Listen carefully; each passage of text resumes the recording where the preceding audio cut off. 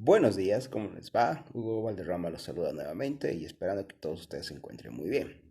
Acabo de ver las noticias respecto a lo que ha estado pasando con el asunto del coronavirus, ¿no? Y todo este asunto de los hospitales, que la gente que no quiere que ingresen los vecinos a los enfermos a los hospitales, ¿no? Había una tipa que ha declarado que si se ve un enfermo de coronavirus lo va a quemar.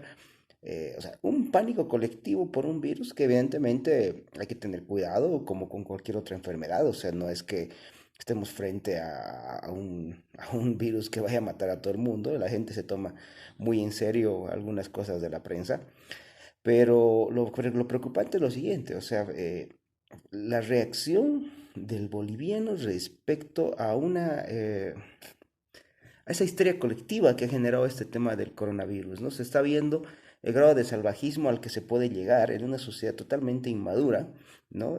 Vi que en Cochabamba, por ejemplo, han amenazado con bloquear la zona donde se había determinado que vayan los enfermos para hacer un aislamiento, los bloqueos en Santa Cruz en diferentes lugares, lo de La Paz, ¿no? Las manifestaciones contra la gente que está infectada, que de paso tampoco es que tengamos una mega infección, tenemos 10 personas confirmadas de coronavirus, no se toman algunas medidas, eh, y me sorprende la histeria colectiva que se genera en este tema, cuando hace unos par de meses teníamos un ataque, una epidemia masiva de dengue, ¿no? Con muchos muertos en el país, enorme cantidad de heridos, y nadie estaba amenazando con quemar a los enfermos de dengue, ni les impedía el acceso a un tema de salud. Creo que se ha generado una histeria colectiva que ha llegado, que está rayando en la locura, ¿no? Y está demostrando que la sociedad, como país o como lo que sea, estamos absoluta y totalmente inmaduros en temas claves de la vida. Ahora, yo siempre digo, y como yo me dedico a la política, que si la gente se tomara tan en serio el tema, la amenaza socialista como se ha tomado esta amenaza del coronavirus, yo creo que hace rato hubiéramos sido potencia mundial. Yo recuerdo que el año 2005, eh, conversando con unos amigos en una reunión familiar, se tocó el tema de la posible victoria de Evo Morales. Estábamos todavía en octubre, antes de la elección del 2005, la primera elección que ganó Evo Morales, y les decía que era muy peligroso darle el poder a alguien que tenía admiración por Fidel Castro, que tenía admiración por Che Guevara, que tenía ese odio contra Estados Unidos, que él creía en un socialismo tipo Unión Soviética, etcétera. La reacción de todos mis familiares fue decirme que yo era un exagerado, que no éramos Cuba, que no éramos Bolivia. Y bueno, gana Evo Morales y lo primero que hace es someter a las Fuerzas Armadas y a muchas instituciones a los mandatos de Cuba, ¿no? Este tema de patria o muerte venceremos, que es el claro sometimiento de las Fuerzas Armadas a los intereses imperialistas de Cuba. Pero bueno, el imperialista, el exagerado era yo, ¿no? Una vez en el poder y cuando se convoca la Asamblea Constituyente, les volví a decir que lo que estaba haciendo Evo era instalarse en una constituyente para hacerse un poder, una constitución a su medida que le permita acabar con la poca institucionalidad que Bolivia había conocido, ¿no? O sea, después del 85, Bolivia había conocido, por ejemplo, un grado de independencia del Banco Central, se había podido atraer inversión extranjera, se había podido capitalizar sectores claves de la economía, ¿no? Casualmente, los mismos sectores que criticaban la izquierda, como siempre, porque la izquierda lo que quiere es más Estado, porque la gente de izquierda solo sabe vivir del Estado, entonces no le conviene que el Estado se disminuya, pero bueno, entonces estaban atacando esas instituciones, y cuando Evo llega a ser la constituyente, lo que Evo estaba haciendo básicamente era armarse una constitución política a su medida. Bueno, ni tanto a su medida, sino a la medida de lo que le decía el Foro de Sao Paulo, Chávez y Fidel Castro, que en ese entonces estaba vivo. Eh, Cuando les dije eso, incluso analistas políticos, incluso periodistas, me tildaron de exagerado. Esa fue la palabra, la misma de siempre, ¿no? Hugo Valderrama es un exagerado. Bueno, resulta que cuando se empieza a tratar la constitución, se llega a la constituyente, lo primero que hace Evo es eh, intentar jugar con los dos tercios, ¿no? Les dice a los, o sea, la pelea fue, la oposición quería que todos los artículos se aprueben con dos tercios, y el MAS planteó que no, que los artículos se aprueben uno por uno, ¿no? Y que los dos tercios se lo apruebe directamente el texto en grande. Por esa discusión vino, él quería a usar su rodillo en la constituyente en ese entonces. Hubo amagues de enfrentamiento, la constitución se aprobó con sangre, ¿no? Y en ese entonces, que la constitución, inclusive sobre lo que ya existía en el Estado, ¿no? Pues porque Bolivia nunca fue que hayamos tenido un Estado limitado, lo que tuvimos fue algunos ajustes en ese enorme Estado hasta el 85. Lo que hizo fue, por ejemplo, poner al Estado como el principal actor educativo. O sea, en cualquier proceso educativo, el principal actor es el profesor y es el niño y el joven que quiere aprender.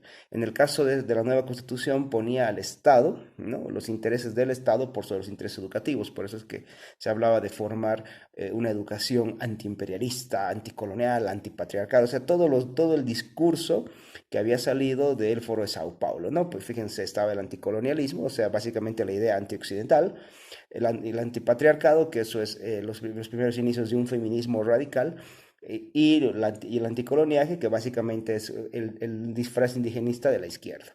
Y para este tema yo les recomiendo leer mucho a Nicolás Márquez y Agustín Laje con su libro Negro de la Nueva Izquierda, o si quieren entender la concepción más filosófica de la nueva izquierda, pues veamos a Roger Scruton con su libro Pensadores de Nueva Izquierda, justamente así. Bueno, cuando pasa eso, seguían admitiendo que no, que era un exagerado, que no iba a pasar. Bueno, resulta de que con esa constitución Evo prolongó su mandato por 14 años, o sea, él tenía que estar solamente 4, a la mitad de su mandato, o empezado su mandato, lanza una asamblea constituyente, lo que le permite a él ir a una reelección y a una tercera reelección. O sea, estábamos hablando de cuatro elecciones, ¿no? Eh, Perdón, tres, y la cuarta, que es la que se lanzó jugando al referendo constituyente. Bueno, año 2013, cuando todo el mundo hablaba de la maravilla del crecimiento de la economía con un PIB del 6.5%, yo les digo que estaba mintiendo, que el PIB no era un buen indicador y que estábamos confundiendo engorde del aparato fiscal versus creación de riqueza, ¿no? Y yo les puse el ejemplo de que si ponemos a todo el mundo, por ejemplo, a construir canchitas de fútbol por todo lado, la economía igual va a crecer, pero no vamos a tener que comer porque va a haber una pésima asignación de recursos, ¿no? Les dije que estábamos sacándoles recursos de un lado, como fue la intervención en los ahorros de los trabajadores y la intervención en los ahorros de la gente a través de la regulación de la tasa de interés, para favorecer a un sector y asumir que ese sector había crecido. O sea, estábamos cayendo en una falacia de la prueba incompleta, ¿no?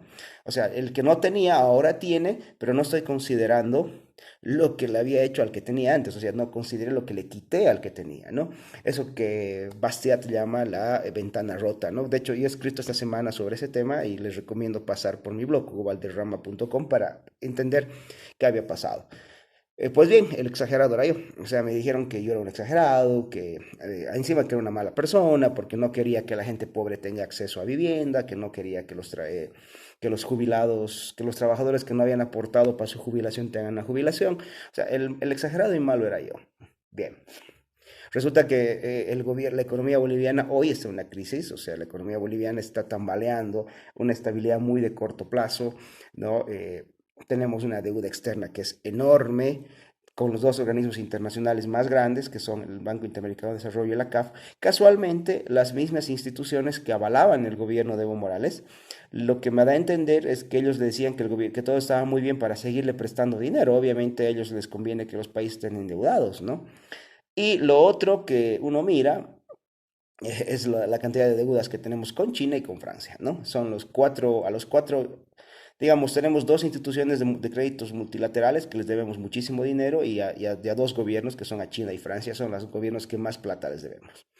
Ahora, fíjense el nivel de deuda externa que hemos creado. Es una burbuja enorme que además nunca se usó para nada productivo, simplemente se puso a hacer canchas en medio de la nada, se hizo un coliseo que se llama Hugo Chávez, ¿no? Fíjense el sometimiento ideológico que tenía nuestro gobierno hacia el comunismo, y hacia el socialismo de Chávez y de Castro.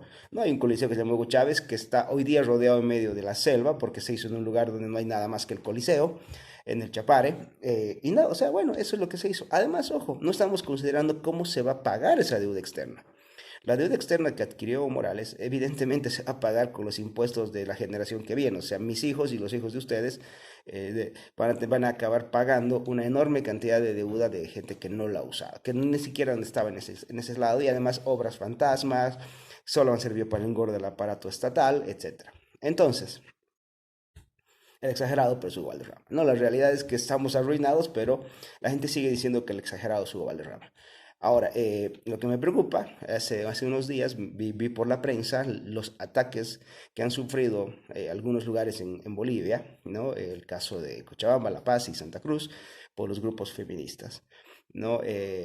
Pues bien, les tengo una noticia. O sea, estos grupos feministas son la nueva cara del Foro de Sao Paulo en Bolivia. Ya la cara de Evo Morales, ya la cara indigenista ha sido desgastada. Entonces, cuando la caída de Evo Morales significó la caída de Evo Morales, no la salida del Foro de Sao Paulo del país totalmente. Entonces, lo que hoy día va a venir, y desde la amenaza que salió el año pasado con Diosdado Cabello, con la brisita bolivariana, es que hoy día en el país se van a empezar a gestar los movimientos feministas, pues atacando lo que siempre han atacado, la iglesia, la familia y la propiedad privada, o sea, los pilares de Occidente, ¿no? Van a ser los mismos enemigos de siempre, ¿no? Lo que pasa es que hoy día van a cambiar el discurso y la estrategia comunicacional. Hoy día van a empezar a usar el feminismo como arma de ataque contra nuestra civilización, contra nuestro país, ¿no? Pues bien, yo sé, y de hecho ya ha habido mucha gente que no comprende temas políticos, que no los estudia, que no se pone a analizar las realidades, que no se pone a mirar las conexiones que existen. ¿No?